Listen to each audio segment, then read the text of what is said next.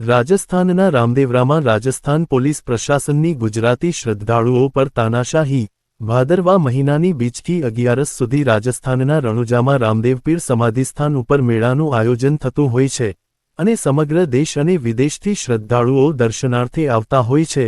ભાદરવા મહિનામાં બીજથી 11 સુધી રાજસ્થાનના રામદેવરામાં લાખોની સંખ્યામાં શ્રદ્ધાળુઓ દર્શન કરી ધન્યતા અનુભવતા હોય છે।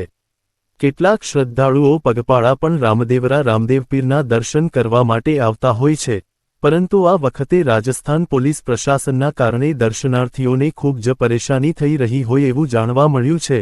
રાજસ્થાન પોલીસ પ્રશાસન દ્વારા ભાવિક ભક્તોમાં ભેદભાવ નીતિ જોવા મળી। રાજસ્થાન અને ગુજરાત વચ્ચે ભેદભાવ સ્પષ્ટપણે દેખાય છે। ગુજરાતથી રાજસ્થાન ગયેલા કેટલાક દર્શનાર્થીઓ ઉપર રાજસ્થાન પોલીસ પ્રશાસન દ્વારા રામદેવરા ખાતે ભેદભાવ રાખીને લાઠીચાર્જ પણ કરવામાં આવી રહ્યો છે।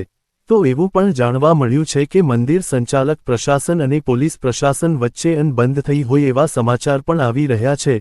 વર્ષોથી ચાલી આવતી આ મેળાની પરંપરામાં સમગ્ર દેશમાંથી લાખો શ્રદ્ધાળુ આસ્થા સાથે રામદેવરા રામદેવપીરના દર્શન કરવા માટે જતા હોય છે, પરંતુ આ વખતે તકલીફોનો સામનો કરવો પડતો હોય એવું દ્રશ્યમાન થયું છે।